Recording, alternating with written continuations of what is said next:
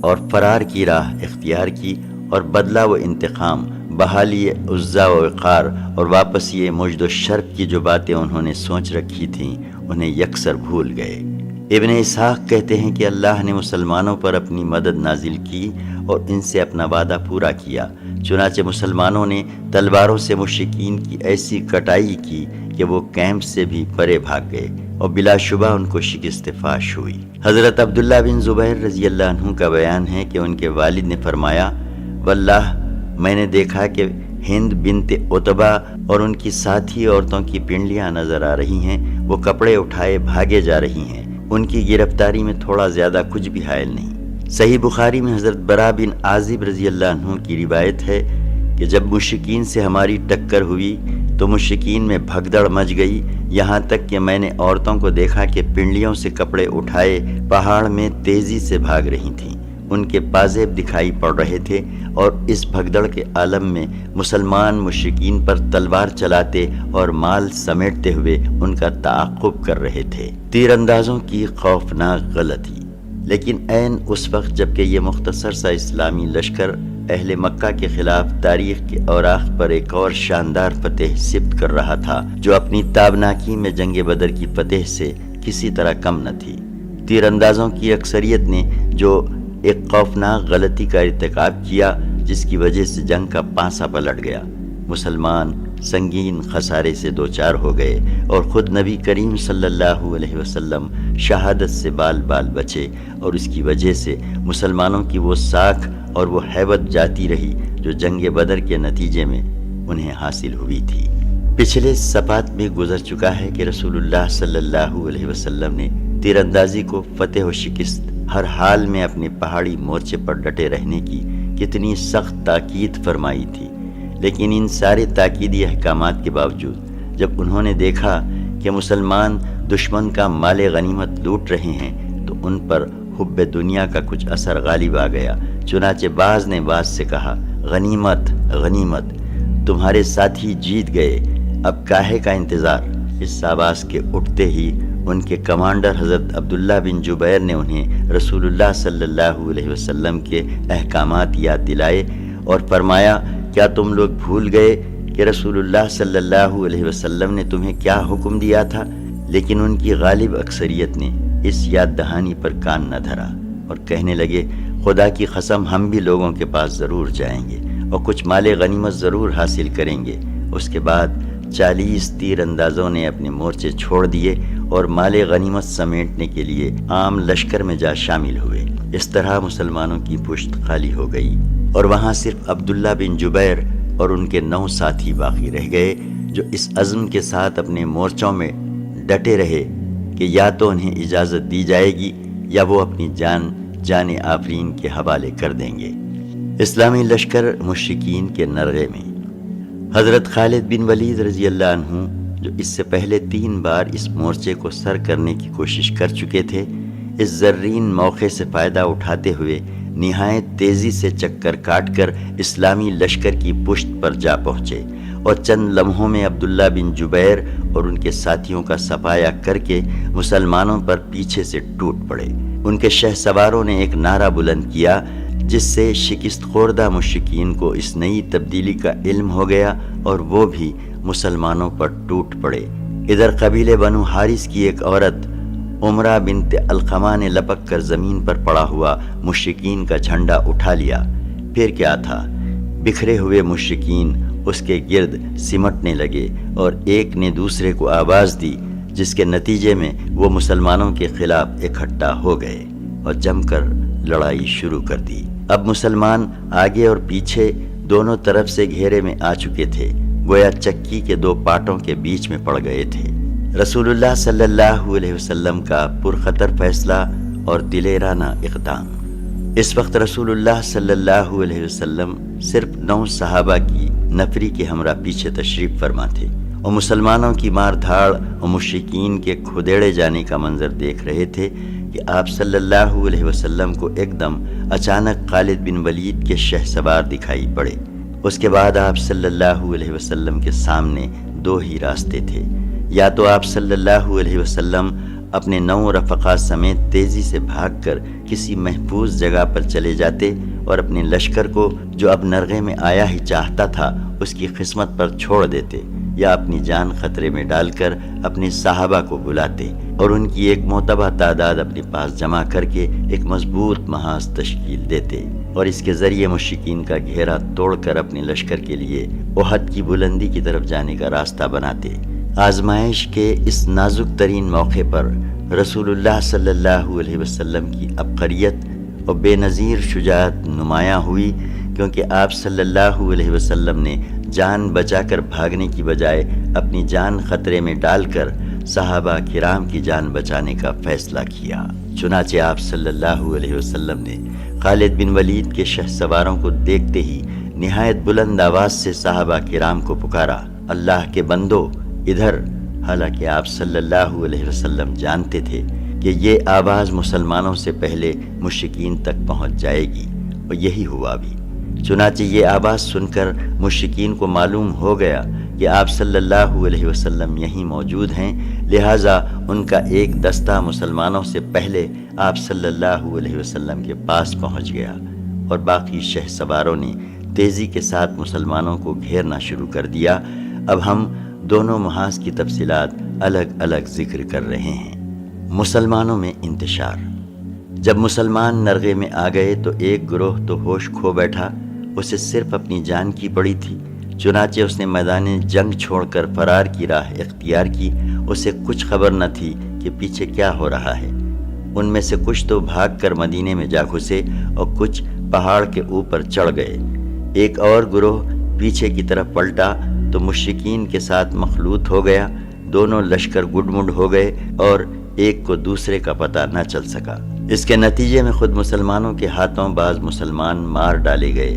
چنانچہ صحیح بخاری میں حضرت عائشہ رضی اللہ عنہا سے مروی ہے کہ احد کے روز پہلے مشرکین کو شکست فاش ہوئی، اس کے بعد ابلیس نے آواز لگائی کہ اللہ کے بندو پیچھے، اس پر اگلی سب پلٹی اور پچھلی سب سے گد گئی۔ حذیفہ نے دیکھا کہ ان کے والد یمان پر حملہ ہو رہا ہے۔ وہ بولے، اللہ کے بندو میرے والد ہیں، لیکن خدا کی قسم لوگوں نے ان سے ہاتھ نہ روکا، یہاں تک کہ انہیں مار ہی ڈالا۔ حذیفہ نے کہا، اللہ آپ لوگوں کی مغفرت کرے۔ حضرت عروہ کا بیان ہے کہ بخدا حضرت حذیفہ رضی اللہ عنہ میں ہمیشہ خیر کا بقیہ رہا، یہاں تک کہ وہ اللہ سے جا ملے۔ غرض اس گروہ کی صفوں میں سخت انتشار اور بدنظمی پیدا ہو گئی تھی۔ بہت سے لوگ حیران و سرگرداں تھے، ان کی سمجھ میں نہیں آ رہا تھا کہ کدھر جائیں۔ اسی دوران ایک پکارنے والے کی پکار سنائی پڑی کہ محمد صلی اللہ علیہ وسلم قتل کر دیے گئے ہیں۔ اس سے رہا سہا ہوش بھی جاتا رہا۔ اکثر لوگوں کے حوصلے ٹوٹ گئے، بعض نے لڑائی سے ہاتھ روک لیا اور درماندہ ہو کر ہتھیار پھینک دیے۔ کچھ اور لوگوں نے سوچا کہ راس المنافقین عبداللہ بن ابی سے مل کر کہا جائے کہ وہ ابو سفیان سے ان کے لیے امان طلب کر دے۔ چند لمحے بعد ان لوگوں کے پاس سے حضرت انس بن النضر رضی اللہ عنہ کا گزر ہوا۔ دیکھا کہ ہاتھ پر ہاتھ دھرے پڑے ہیں، پوچھا کاہے کا انتظار ہے؟ جواب دیا کہ رسول اللہ صلی اللہ علیہ وسلم قتل کر دیے گئے۔ حضرت انس بن نضر نے کہا، تو اب آپ صلی اللہ علیہ وسلم کے بعد تم لوگ زندہ رہ کر کیا کرو گے؟ اٹھو اور جس چیز پر رسول اللہ صلی اللہ علیہ وسلم نے جان دی اسی پر تم بھی جان دے دو۔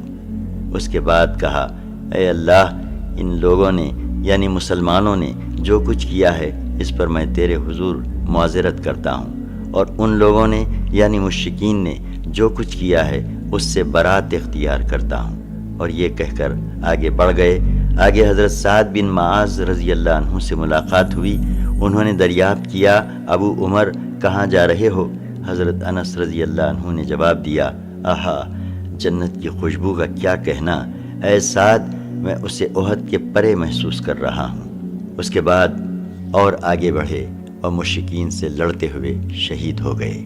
خاتمہ جنگ کے بعد انہیں پہچانا نہ جا سکا، حتیٰ کہ ان کی بہن نے انہیں محض انگلیوں کے پور سے پہچانا۔ ان کو نیزے، تلوار اور تیر کے 80 سے زیادہ زخم آئے تھے۔ اسی طرح ثابت بن وحدہ رضی اللہ عنہ نے اپنی قوم کو پکار کر کہا، اگر محمد صلی اللہ علیہ وسلم قتل کر دیے گئے ہیں تو اللہ تو زندہ ہے، وہ تو نہیں مر سکتا، تم اپنے دین کے لیے لڑو، اللہ تمہیں فتح و مدد دے گا۔ اس پر انصار کی ایک جماعت اٹھ پڑی اور حضرت ثابت رضی اللہ عنہ نے ان کی مدد سے خالد کے رسالے پر حملہ کر دیا اور لڑتے لڑتے حضرت خالد کے ہاتھوں نیزے سے شہید ہو گئے۔ انہی کی طرح ان کے رفقا نے بھی لڑتے لڑتے جام شہادت نوش کیا۔ ایک مہاجر صحابی ایک انصاری صحابی کے پاس سے گزرے جو خون میں لت پت تھے۔ مہاجر نے کہا، بھائی فلاں، آپ کو معلوم ہو چکا ہے کہ محمد صلی اللہ علیہ وسلم قتل کر دیے گئے۔ انصاری نے کہا، اگر محمد صلی اللہ علیہ وسلم قتل کر دیے گئے تو وہ اللہ کا دین پہنچا چکے ہیں، اب تمہارا کام ہے کہ اس دین کی حفاظت کے لیے لڑو۔ اس طرح حوصلہ افزا اور ولولہ انگیز باتوں سے اسلامی فوج کے حوصلے بحال ہو گئے اور ان کے ہوش و حواس اپنی جگہ آ گئے۔ چنانچہ اب انہوں نے ہتھیار ڈالنے یا ابن ابی سے مل کر طلب امان کی بات سوچنے کی بجائے ہتھیار اٹھا لیے اور مشرکین کے تند سیلاب سے ٹکرا کر ان کا گھیرا توڑنے اور مرکز قیادت تک راستہ بنانے کی کوشش میں مصروف ہو گئے۔ اسی دوران یہ بھی معلوم ہو گیا کہ رسول اللہ صلی اللہ علیہ وسلم کے قتل کی خبر محض جھوٹ اور گھڑنت ہے۔ اس سے ان کی قوت اور بڑھ گئی اور ان کے حوصلوں اور ولولوں میں تازگی آ گئی۔ چنانچہ وہ ایک سخت اور خونریز جنگ کے بعد گھیرا توڑ کر نرغے سے نکلے اور ایک مضبوط مرکز کے گرد جمع ہونے میں کامیاب ہو گئے۔ اسلامی لشکر کا ایک تیسرا گروہ وہ تھا جسے صرف رسول اللہ صلی اللہ علیہ وسلم کی فکر تھی۔ یہ گروہ گھیراؤ کی کارروائی کا علم ہوتے ہی رسول اللہ صلی اللہ علیہ وسلم کی طرف پلٹا۔ ان میں سر فہرست ابو بکر صدیق، عمر بن خطاب، علی بن ابی طالب وغیرہ رضی اللہ عنہم تھے۔ یہ لوگ مقاتلین کی صف اول میں بھی سب سے آگے تھے، لیکن جب نبی صلی اللہ علیہ وسلم کے ذات گرامی کے لیے خطرہ پیدا ہوا تو آپ صلی اللہ علیہ وسلم کی حفاظت اور دفاع کرنے والوں میں بھی سب سے آگے آ گئے۔ رسول اللہ صلی اللہ علیہ وسلم کے گرد خونریز مورکا عین اس وقت جبکہ اسلامی لشکر نرغے میں آ کر مشرکین کی چکی کے دو پاٹوں کے درمیان پس رہا تھا۔ رسول اللہ صلی اللہ علیہ وسلم کے گردا گرد بھی خونریز مورکا آرائی جاری تھی۔ ہم بتا چکے ہیں کہ مشرکین نے گھیراؤ کی کارروائی شروع کی تو رسول اللہ صلی اللہ علیہ وسلم کے ہمراہ محض 9 آدمی تھے، اور جب آپ صلی اللہ علیہ وسلم نے مسلمانوں کو یہ کہہ کر پکارا کہ میری طرف آؤ، میں اللہ کا رسول ہوں، تو آپ صلی اللہ علیہ وسلم کی آواز مشرکین نے سن لی اور آپ صلی اللہ علیہ وسلم کو پہچان لیا، کیونکہ اس وقت وہ مسلمانوں سے بھی زیادہ آپ صلی اللہ علیہ وسلم کے قریب تھے۔ چنانچہ انہوں نے جھپٹ کر آپ صلی اللہ علیہ وسلم پر حملہ کر دیا اور کسی مسلمان کی آمد سے پہلے اپنا پورا بوجھ ڈال دیا۔ اس فوری حملے کے نتیجے میں ان مشرکین اور وہاں پر موجود 9 صحابہ کے درمیان نہایت سخت معرکہ آرائی شروع ہو گئی، جس میں محبت و جانسپاری اور شجاعت و جانبازی کے بڑے بڑے نادر واقعات پیش آئے۔ صحیح مسلم میں حضرت انس رضی اللہ عنہ سے روایت ہے کہ احد کے روز رسول اللہ صلی اللہ علیہ وسلم 7 انصار اور 2 قریشی صحابہ کے ہمراہ الگ تھلگ رہ گئے تھے۔ جب حملہ آور آپ صلی اللہ علیہ وسلم کے بالکل قریب پہنچ گئے تو آپ صلی اللہ علیہ وسلم نے فرمایا، کون ہے جو انہیں ہم سے دفع کرے اور اس کے لیے جنت ہے، یا یہ فرمایا کہ وہ جنت میں میرا رفیق ہوگا۔ اس کے بعد ایک انصاری صحابی آگے بڑھے اور لڑتے لڑتے شہید ہو گئے۔ اس کے بعد پھر مشرکین آپ صلی اللہ علیہ وسلم کے بالکل قریب آ گئے اور پھر یہی ہوا۔ اس طرح باری باری 7 انصاری صحابی شہید ہو گئے۔ اس پر رسول اللہ صلی اللہ علیہ وسلم نے اپنے باقی ماندہ ساتھیوں یعنی قریشیوں سے فرمایا، ہم نے اپنے ساتھیوں سے انصاف نہیں کیا۔ ان 7 میں سے آخری صحابی حضرت عمارہ بن یزید بن السکن تھے۔ وہ لڑتے رہے یہاں تک کہ زخموں سے چور ہو کر گر پڑے۔ ابن السکن کے گرنے کے بعد رسول اللہ صلی اللہ علیہ وسلم کے ہمراہ صرف 2 قریشی صحابی رہ گئے تھے۔ چنانچہ صحیحین میں ابو عثمان رضی اللہ عنہ کا بیان مروی ہے کہ جن ایام میں آپ صلی اللہ علیہ وسلم نے مورکہ آرائیاں کیں، ان میں سے ایک لڑائی میں آپ صلی اللہ علیہ وسلم کے ساتھ طلحہ بن عبید اللہ اور سعد بن ابی وقاص کے سوا کوئی نہ رہ گیا تھا، اور یہ لمحہ رسول اللہ صلی اللہ علیہ وسلم کی زندگی کے لیے نہایت ہی نازک ترین لمحہ تھا، جبکہ مشرکین کے لیے انتہائی سنہری موقع تھا، اور حقیقت یہ ہے کہ مشرکین نے اس موقع سے فائدہ اٹھانے میں کوئی کوتاہی نہیں کی، اور انہوں نے اپنا تابڑ توڑ حملہ نبی صلی اللہ علیہ وسلم پر مرکوز رکھا اور چاہا کہ آپ صلی اللہ علیہ وسلم کا کام تمام کر دیں۔ اسی حملے میں عتبہ بن ابی وقاص نے آپ صلی اللہ علیہ وسلم کو پتھر مارا، جس سے آپ صلی اللہ علیہ وسلم پہلو کے بل گر گئے۔ آپ صلی اللہ علیہ وسلم کا داہنا نچلا ربائی دانت ٹوٹ گیا، اور آپ صلی اللہ علیہ وسلم کا نچلا ہونٹ زخمی ہو گیا۔ عبداللہ بن شہاب زہری نے آگے بڑھ کر آپ صلی اللہ علیہ وسلم کی پیشانی زخمی کر دی۔ ایک اور اڑیل سوار عبداللہ بن خمسہ نے لپک کر آپ صلی اللہ علیہ وسلم کے کندھے پر ایسی سخت تلوار ماری کہ آپ صلی اللہ علیہ وسلم 1 مہینے سے زیادہ عرصے تک اس کی تکلیف محسوس کرتے رہے۔ البتہ آپ صلی اللہ علیہ وسلم کی دوہری زرہ نہ کٹ سکی۔ اس کے بعد اس نے پہلے ہی کی طرح پھر ایک زوردار تلوار ماری جو آنکھ سے نیچے کی ابری ہوئی ہڈی پر لگی، اور اس کی وجہ سے خود کی 2 کڑیاں چہرے کے اندر دھس گئیں۔ ساتھ ہی اس نے کہا، اسے لے، یہ خمسہ توڑنے والے کا بیٹا ہوں۔ رسول اللہ صلی اللہ علیہ وسلم نے چہرے سے خون پونچھتے ہوئے فرمایا، اللہ تجھے توڑ ڈالے۔ صحیح بخاری میں مروی ہے کہ آپ صلی اللہ علیہ وسلم کا ربائی دانت ٹوٹ گیا اور سر زخمی کر دیا گیا۔ اس وقت آپ صلی اللہ علیہ وسلم اپنے چہرے سے خون پونچھتے جا رہے تھے اور کہتے جا رہے تھے، وہ قوم کیسے کامیاب ہو سکتی ہے جس نے اپنے نبی کے چہرے کو زخمی کر دیا اور اس کا دانت توڑ دیا، حالانکہ وہ انہیں اللہ کی طرف دعوت دے رہا تھا۔ اس پر اللہ عز و جل نے یہ آیت نازل فرمائی، سورہ 3 آیت 28، آپ کو کوئی اختیار نہیں، اللہ چاہے تو انہیں توبہ کی توفیق دے اور چاہے تو عذاب دے کہ وہ ظالم ہیں۔ طبرانی کی روایت ہے کہ آپ صلی اللہ علیہ وسلم نے اس روز فرمایا، اس قوم پر اللہ کا سخت عذاب ہو جس نے اپنے پیغمبر کا چہرہ خون آلود کر دیا۔ پھر تھوڑی دیر رک کر فرمایا، اے اللہ میری قوم کو بخش دے، وہ نہیں جانتی۔ صحیح مسلم کی روایت میں بھی یہی ہے کہ آپ صلی اللہ علیہ وسلم بار بار کہہ رہے تھے، اے پروردگار میری قوم کو بخش دے، وہ نہیں جانتی۔ قاضی ایاز کی شفا میں یہ الفاظ ہیں، اے اللہ میری قوم کو ہدایت دے، وہ نہیں جانتی۔ اس میں شبہ نہیں کہ مشرکین آپ صلی اللہ علیہ وسلم کا کام تمام کر دینا چاہتے تھے، مگر دونوں قریشی صحابہ یعنی حضرت سعد بن ابی وقاص اور طلحہ بن عبید اللہ رضی اللہ عنہما نے نادر الوجود جانبازی اور بے مثال بہادری سے کام لے کر صرف 2 ہوتے ہوئے مشرکین کی کامیابی ناممکن بنا دی۔ یہ دونوں عرب کے ماہر ترین تیر انداز تھے۔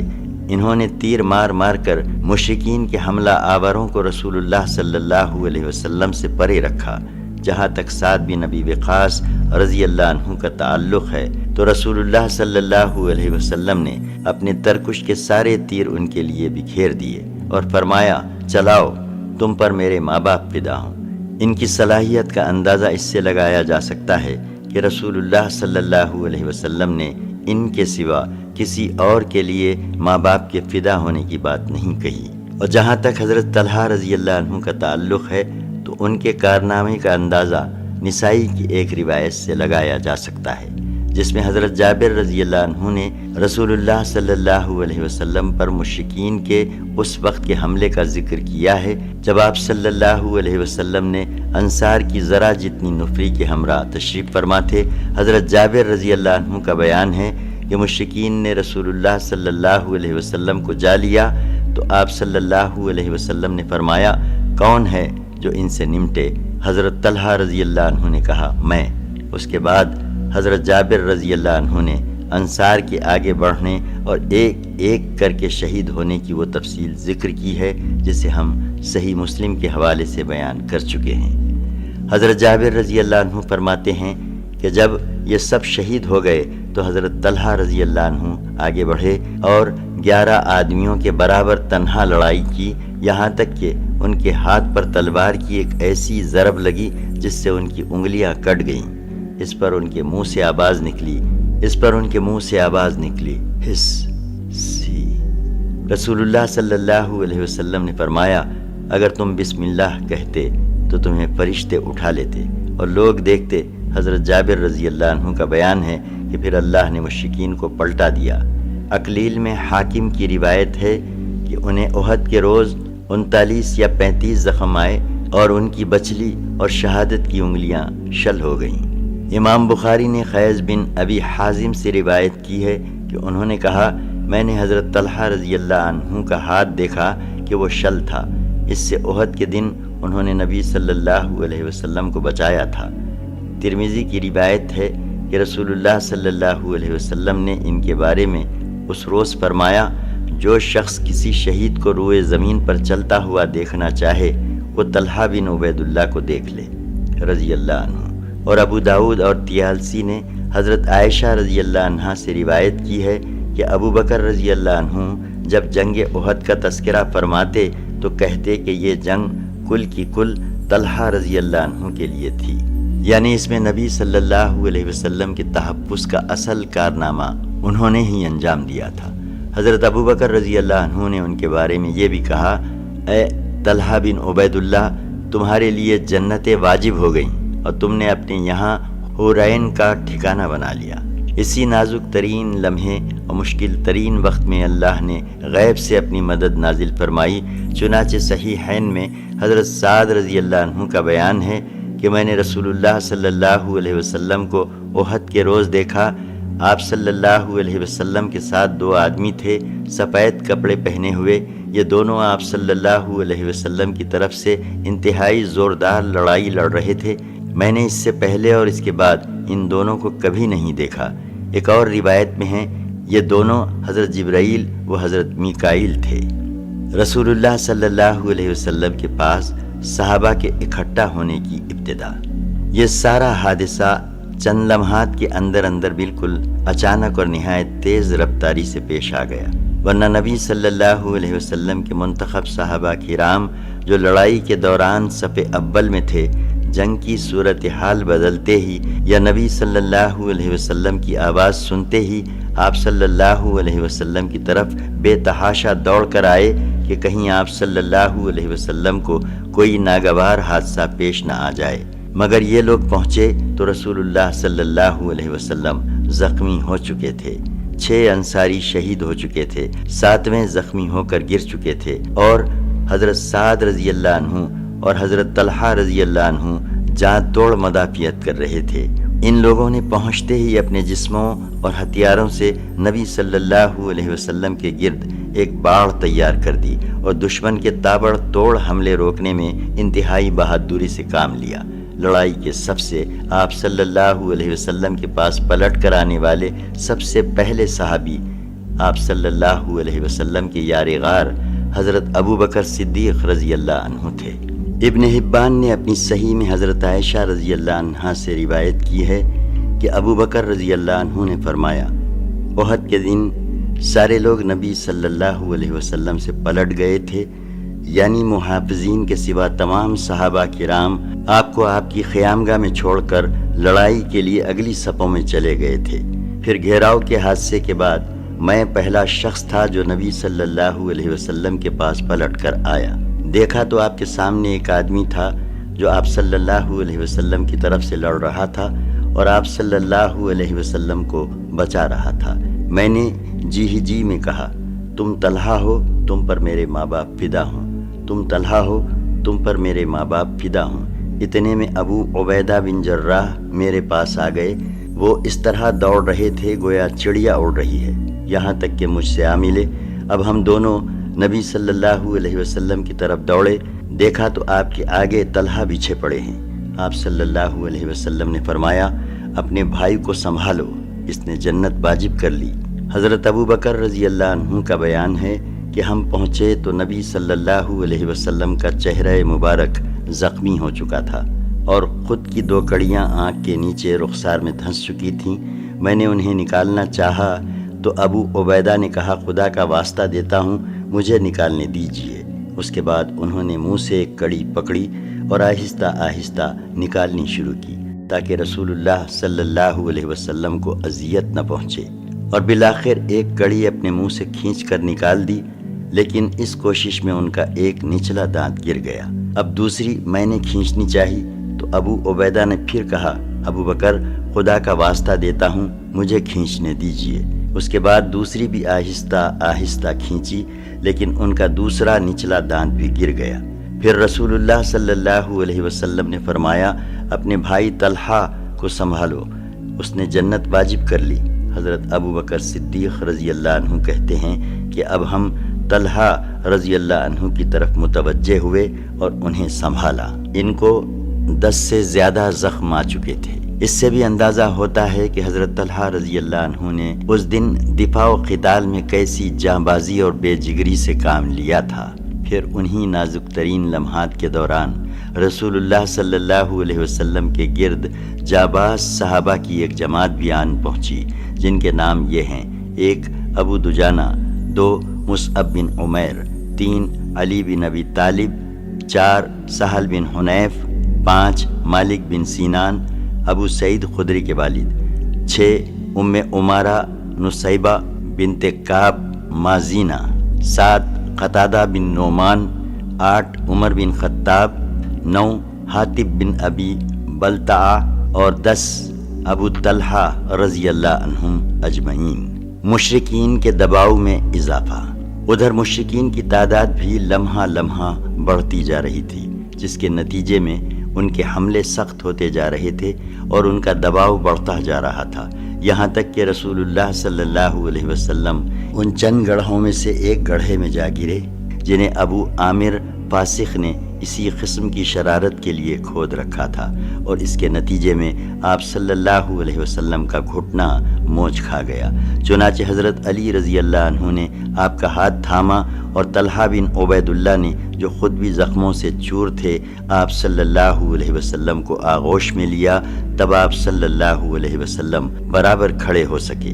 نافع بن جبیر کہتے ہیں میں نے ایک مہاجر صحابی کو سنا، فرما رہے تھے میں جنگ احد میں حاضر تھا، میں نے دیکھا کہ ہر جانب سے رسول اللہ صلی اللہ علیہ وسلم پر تیر برس رہے ہیں اور آپ صلی اللہ علیہ وسلم تیروں کے بیچ میں ہیں، لیکن سارے تیر آپ صلی اللہ علیہ وسلم سے پھیر دیے جاتے ہیں، یعنی آگے گھیرا ڈالے ہوئے صحابہ انہیں روک لیتے تھے۔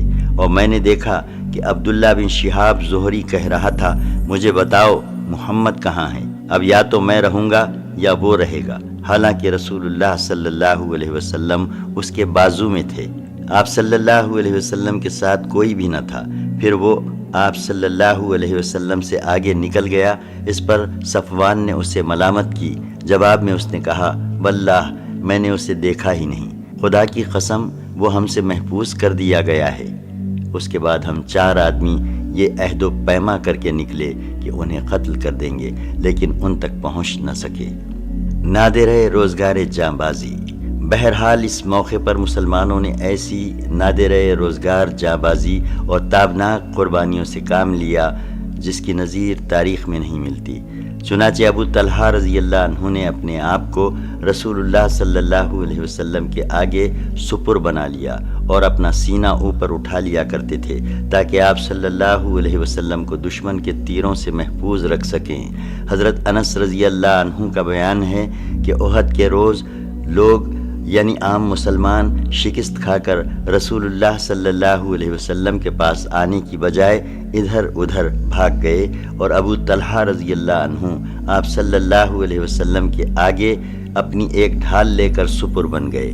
وہ ماہر تیر انداز تھے، بہت کھینچ کر تیر چلاتے تھے، چنانچہ اس دن 2 یا 3 کمانیں توڑ ڈالیں۔ نبی صلی اللہ علیہ وسلم کے پاس سے کوئی آدمی تیروں کا ترکش لینے گزرتا تو آپ فرماتے کہ انہیں ابو طلحہ کے لیے بکھیر دو، اور نبی صلی اللہ علیہ وسلم قوم کی طرف سر اٹھا کر دیکھتے تو ابو طلحہ کہتے میرے ماں باپ آپ پر قربان، آپ صلی اللہ علیہ وسلم سر اٹھا کر نہ جھانکیں، آپ کو قوم کا کوئی تیر نہ لگ جائے، میرا سینہ آپ کے سینے کے آگے ہے۔ حضرت انس رضی اللہ عنہ سے یہ بھی مروی ہے کہ حضرت ابو طلحہ رضی اللہ عنہ نبی صلی اللہ علیہ وسلم سمیت ایک ہی ڈھال سے بچاؤ کر رہے تھے، اور ابو طلحہ بہت اچھے تیر انداز تھے۔ جب وہ تیر چلاتے تو نبی صلی اللہ علیہ وسلم گردن اٹھا کر دیکھتے کہ ان کا تیر کہاں گرا۔ حضرت ابو دجانہ نبی صلی اللہ علیہ وسلم کے آگے کھڑے ہو گئے اور اپنی پیٹھ کو آپ صلی اللہ علیہ وسلم کے لیے ڈھال بنا دیا۔ ان پر تیر پڑ رہے تھے لیکن وہ ہلتے نہ تھے۔ حضرت حاتب بن ابی بلتعہ نے عتبہ بن ابی وقاص کا پیچھا کیا، جس نے نبی صلی اللہ علیہ وسلم کا دندان مبارک شہید کیا تھا، اور اسے اس زور کی تلوار ماری کہ اس کا سر چھٹک گیا۔ پھر اس کے گھوڑے اور تلوار پر قبضہ کر لیا۔ حضرت سعد بن ابی وقاص رضی اللہ عنہ بہت زیادہ خواہاں تھے کہ اپنے اس بھائی عتبہ کو قتل کریں، مگر وہ کامیاب نہ ہو سکے، بلکہ یہ سعادت حضرت حاتب رضی اللہ عنہ کی قسمت میں تھی۔ حضرت سہل بن حنیف رضی اللہ عنہ بھی بڑے جانباز تیر انداز تھے۔ انہوں نے رسول اللہ صلی اللہ علیہ وسلم سے موت پر بیعت کی اور اس کے بعد مشرکین کا نہایت زور و شور سے دفاع کیا۔ رسول اللہ صلی اللہ علیہ وسلم خود بھی تیر چلا رہے تھے، چنانچہ حضرت قتادہ بن نعمان رضی اللہ عنہ کی روایت ہے کہ رسول اللہ صلی اللہ علیہ وسلم نے اپنی کمان سے اتنے تیر چلائے کہ اس کا کنارہ ٹوٹ گیا۔ پھر اس کمان کو حضرت قتادہ بن نعمان رضی اللہ عنہ نے لے لیا اور وہ انہی کے پاس رہی۔ اس روز یہ واقعہ بھی ہوا کہ حضرت قتادہ کی آنکھ چوٹ کھا کر چہرے پر ڈھلک آئی۔ نبی صلی اللہ علیہ وسلم نے اسے اپنے ہاتھ سے پپوٹے کے اندر داخل کر دیا۔ اس کے بعد ان کی دونوں آنکھوں میں یہی زیادہ خوبصورت لگتی تھی اور اسی کی بینائی زیادہ تیز تھی۔ حضرت عبد الرحمن بن عوف رضی اللہ عنہ نے لڑتے لڑتے منہ میں چوٹ کھائی، جس سے ان کا سامنے کا دانت ٹوٹ گیا اور انہیں 20 سے زیادہ زخم آئے، جن میں سے بعض زخم پاؤں میں لگے اور وہ لنگڑے ہو گئے۔ ابو سعید خدری رضی اللہ عنہ کے والد مالک بن سینان رضی اللہ عنہ نے رسول اللہ صلی اللہ علیہ وسلم کے چہرے سے خون چوس کر صاف کیا۔ آپ صلی اللہ علیہ وسلم نے فرمایا، اسے تھوک دو۔ انہوں نے کہا، واللہ اسے تو میں ہرگز نہ تھوکوں گا۔ اس کے بعد پلٹ کر لڑنے لگے۔ رسول اللہ صلی اللہ علیہ وسلم نے فرمایا، جو شخص کسی جنتی آدمی کو دیکھنا چاہتا ہو وہ انہیں دیکھے۔ اس کے بعد وہ لڑتے لڑتے شہید ہو گئے۔ ایک نادر کارنامہ خاتون صحابیہ حضرت ام عمارہ نصیبہ بنت کعب رضی اللہ عنہ نے انجام دیا۔ وہ چند مسلمانوں کے درمیان لڑتی ہوئی ابن قمصہ کے سامنے اڑ گئیں۔ ابن قمصہ نے ان کے کندھے پر ایسی تلوار ماری کہ گہرا زخم ہو گیا۔ انہوں نے بھی ابن قمصہ کو اپنی تلوار کی کئی ضربیں لگائیں، لیکن کمبخت 2 زرہیں پہنے ہوئے تھا، اس لیے بچ گیا۔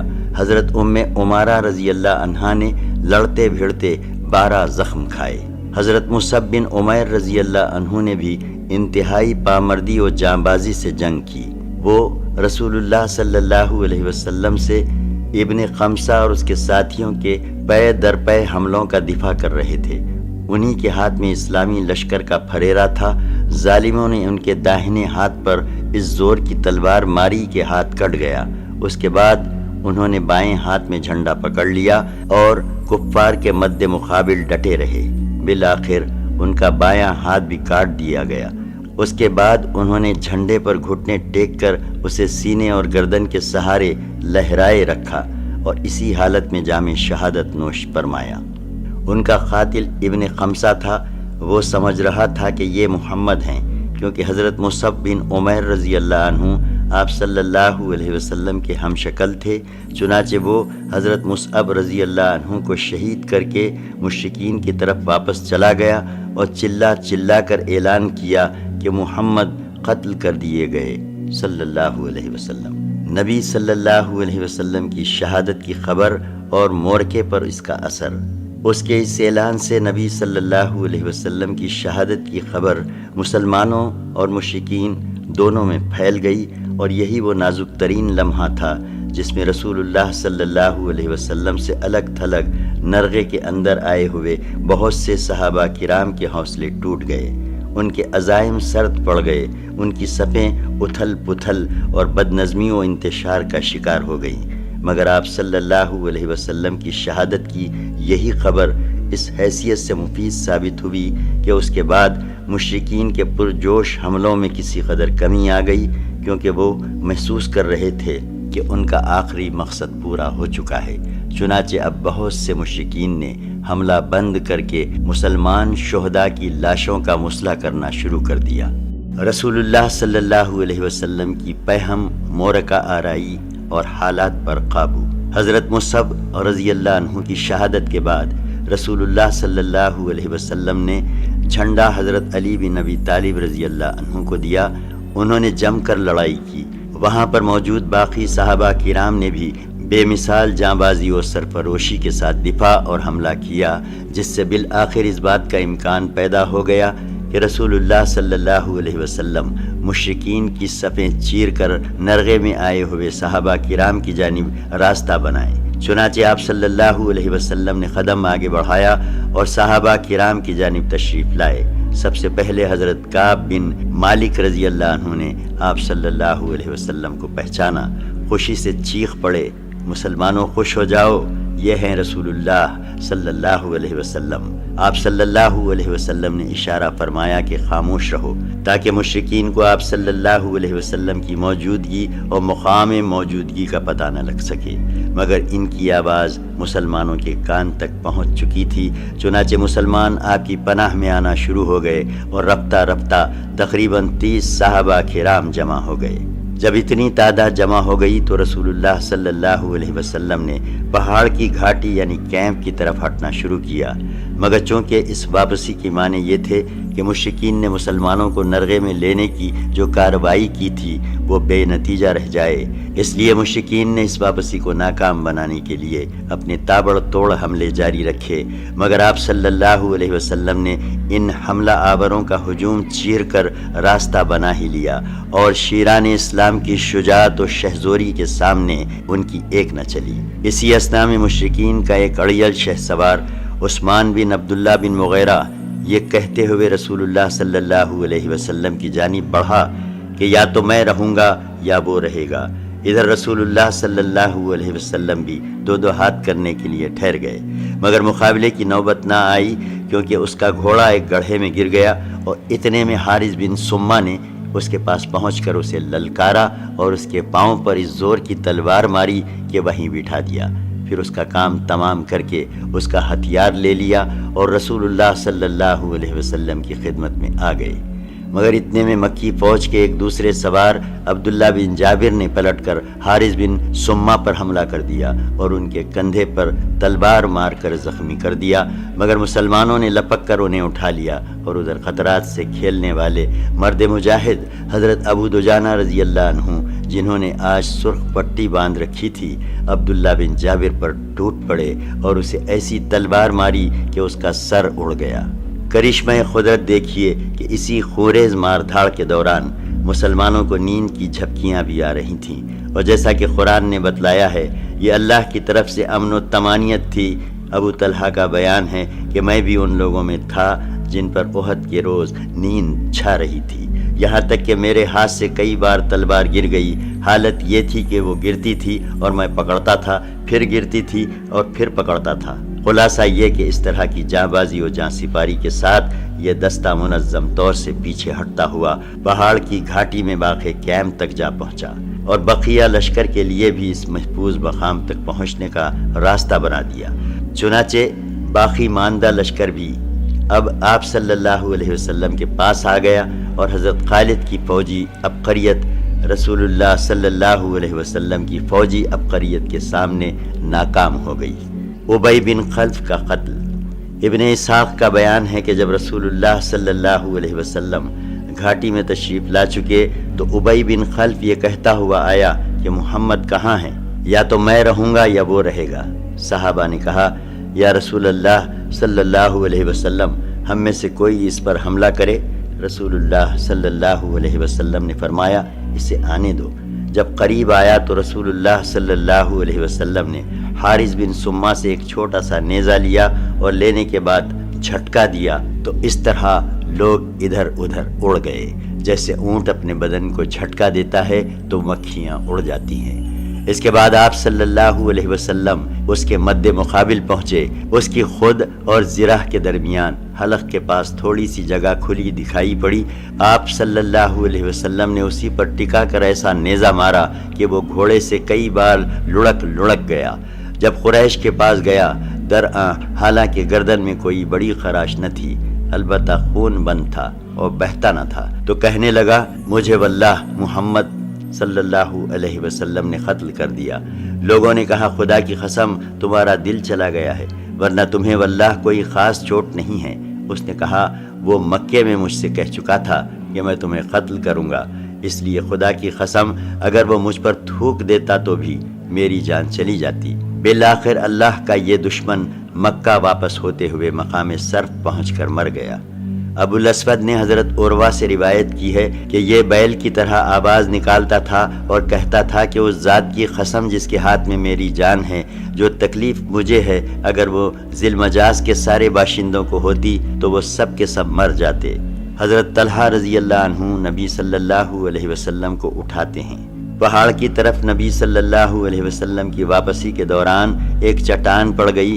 آپ صلی اللہ علیہ وسلم نے اس پر چڑھنے کی کوشش کی مگر چڑھ نہ سکے، کیونکہ ایک تو آپ صلی اللہ علیہ وسلم کا بدن بھاری ہو چکا تھا، دوسرے آپ صلی اللہ علیہ وسلم نے دوہری زرہ پہن رکھی تھی، پھر آپ صلی اللہ علیہ وسلم کو سخت چوٹیں بھی آئی تھیں، لہٰذا حضرت طلحہ بن عبید اللہ رضی اللہ عنہ نیچے بیٹھ گئے اور آپ صلی اللہ علیہ وسلم کو سوار کر کے کھڑے ہو گئے۔ اس طرح آپ صلی اللہ علیہ وسلم چٹان پر پہنچ گئے۔ آپ صلی اللہ علیہ وسلم نے فرمایا طلحہ نے جنت واجب کر لی۔ مشرکین کا آخری حملہ۔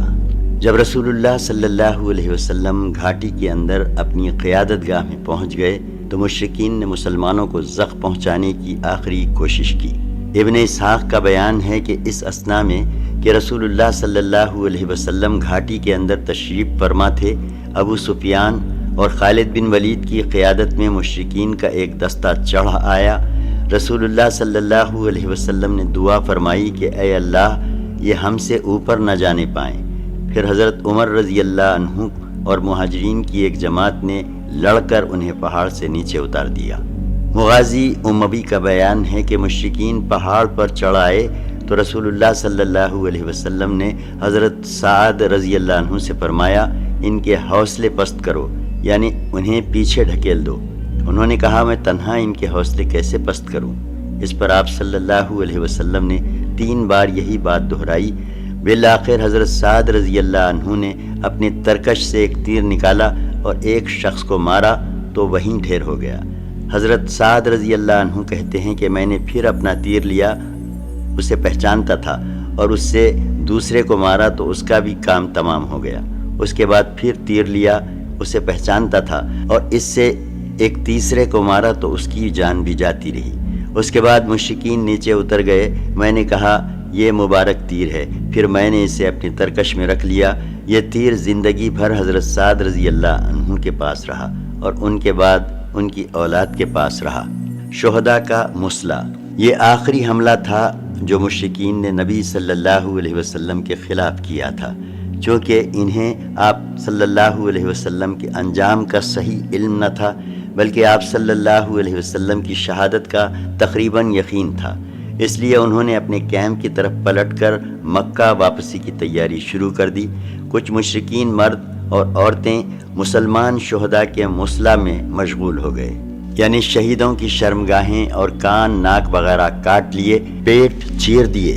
ہند بن عتبہ نے حضرت حمزہ رضی اللہ عنہ کا کلیجہ چاک کر دیا اور منہ میں ڈال کر چبایا اور نگلنا چاہا لیکن نگل نہ سکی تو تھوک دیا اور کٹے ہوئے کانوں اور ناکوں کو پازیب اور ہار بنا دیا۔ آخر تک جنگ لڑنے کے لیے مسلمانوں کی مستعدی۔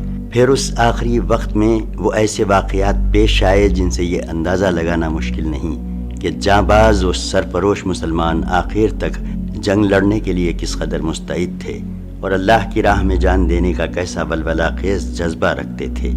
ایک حضرت کعب رضی اللہ عنہ بن مالک کا بیان ہے کہ میں ان مسلمانوں میں تھا جو گھاٹی سے باہر آئے تھے۔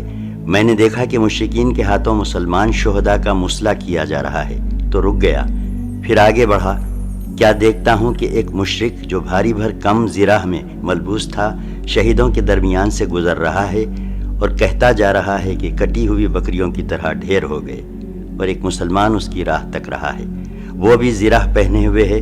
میں چند قدم اور بڑھ کر اس کے پیچھے ہو لیا، پھر کھڑے ہو کر آنکھوں ہی آنکھوں میں مسلم اور کافر کو تولنے لگا۔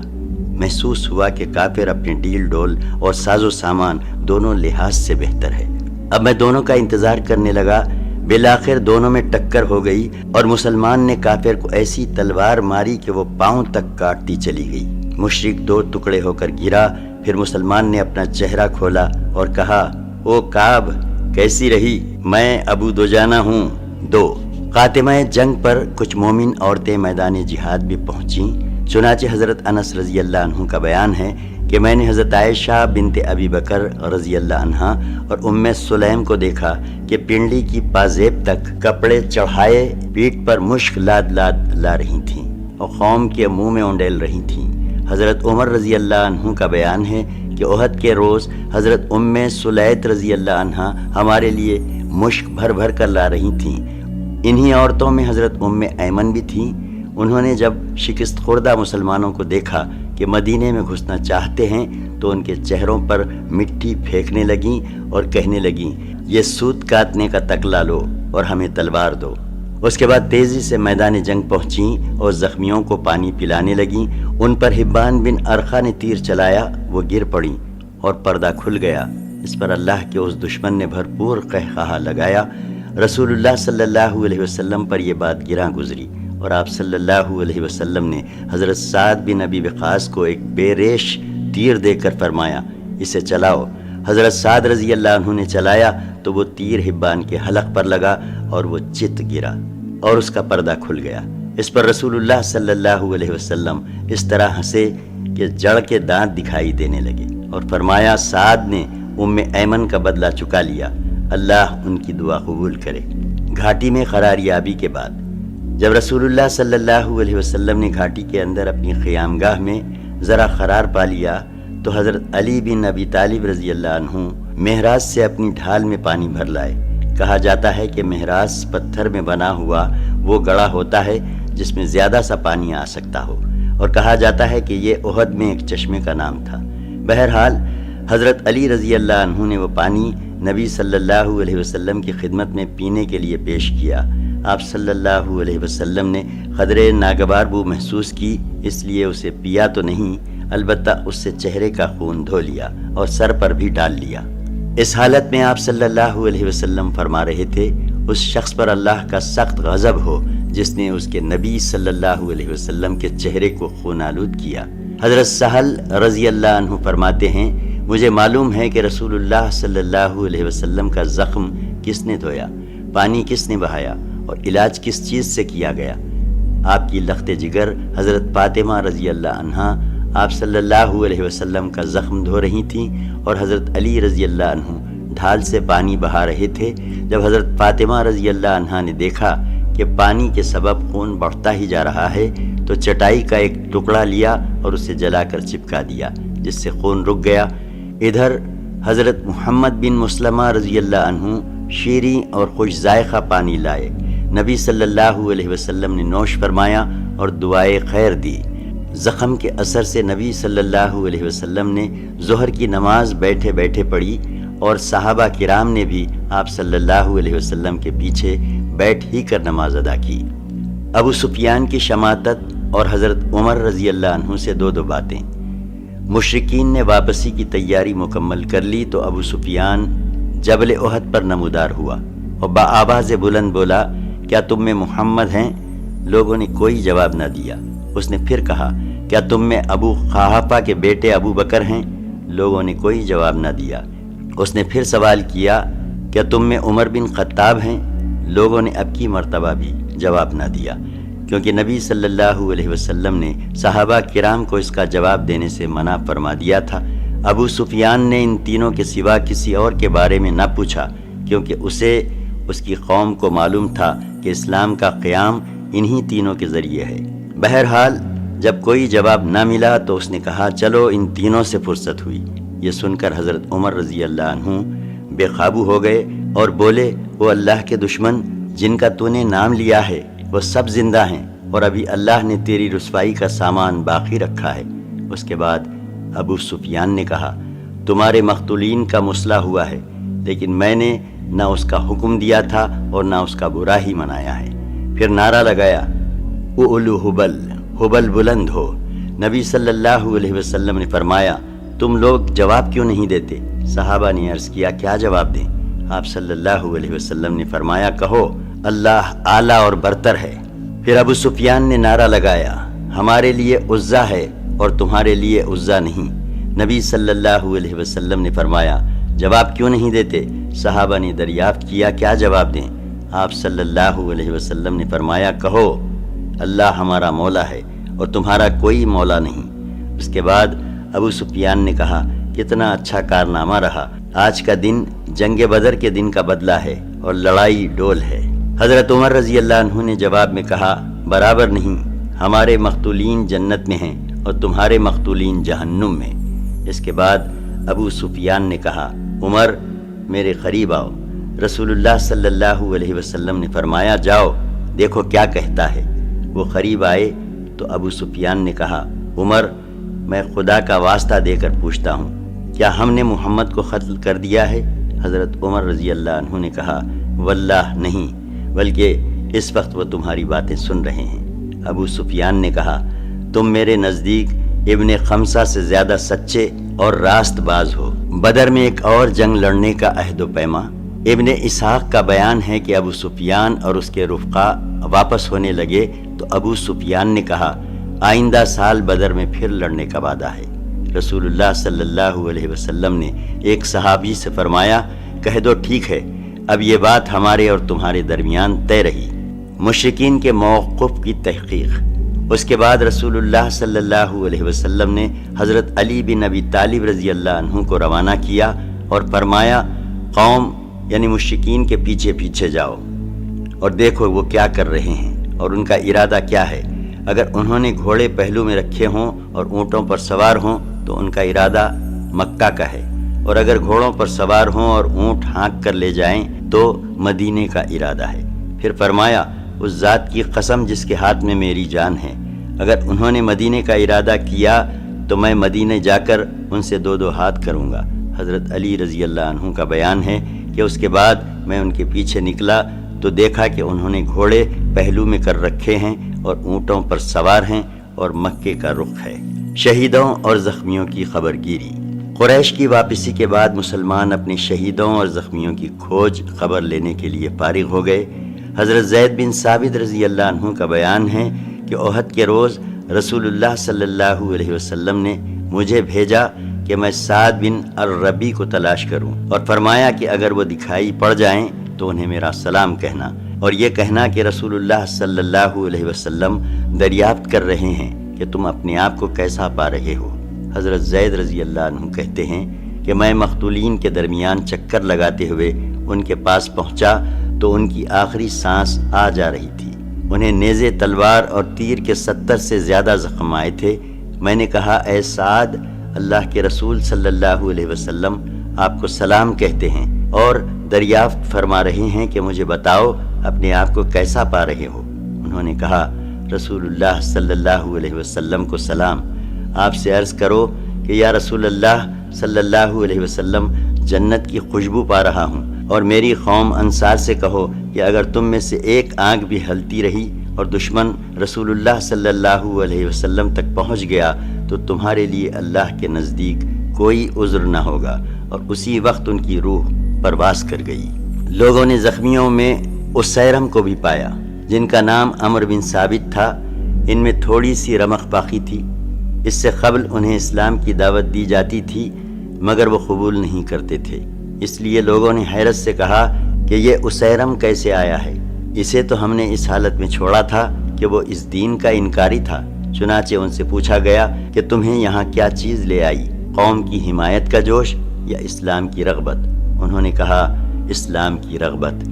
در حقیقت میں اللہ اور اس کے رسول صلی اللہ علیہ وسلم پر ایمان لے آیا اور اس کے بعد رسول اللہ صلی اللہ علیہ وسلم کی حمایت میں شریک جنگ ہوا۔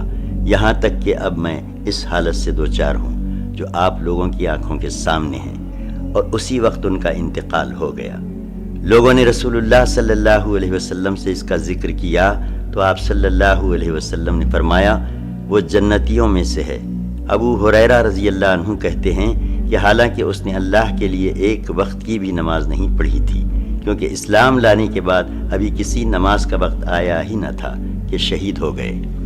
انہی زخمیوں میں غزمان بھی ملا۔ اس نے اس جنگ میں خوب داد شجاعت دی تھی اور تنہا 7 یا 8 مشرکین کو تیغ کیا تھا۔ وہ جب ملا تو زخموں سے چور تھا۔ لوگ اسے اٹھا کر بنو ظفر کے محلے میں لے گئے اور مسلمانوں نے خوشخبری سنائی۔ کہنے لگا واللہ میری جنگ تو محض اپنی قوم کے ناموس کے لیے تھی، اور اگر یہ بات نہ ہوتی تو میں لڑائی ہی نہ کرتا۔ اس کے بعد جب اس کے زخموں نے شدت اختیار کی تو اس نے اپنے آپ کو ذبح کر کے خودکشی کر لی۔ ادھر رسول اللہ صلی اللہ علیہ وسلم سے اس کا جب ذکر کیا جاتا تھا تو فرماتے تھے کہ وہ جہنمی ہے، اور اس واقعے نے آپ صلی اللہ علیہ وسلم کی پیشن گوئی پر مہر تصدیق ثبت کر دی۔ حقیقت یہ ہے کہ اعلاء کلمت اللہ کے بجائے وطنیت یا کسی بھی دوسری راہ میں لڑنے والوں کا انجام یہی ہے، چاہے وہ اسلام کے جھنڈے تلے بلکہ رسول اللہ صلی اللہ علیہ وسلم اور صحابہ کرام کے لشکر ہی میں شریک ہو کر کیوں نہ لڑ رہے ہوں۔ اس کے بالکل برعکس مقتولین میں بنو ثعلبہ کا ایک یہودی تھا۔ اس نے اس وقت جبکہ جنگ کے بادل منڈلا رہے تھے اپنی قوم سے کہا، اے جماعت یہود، خدا کی قسم تم جانتے ہو کہ محمد کی مدد تم پر فرض ہے۔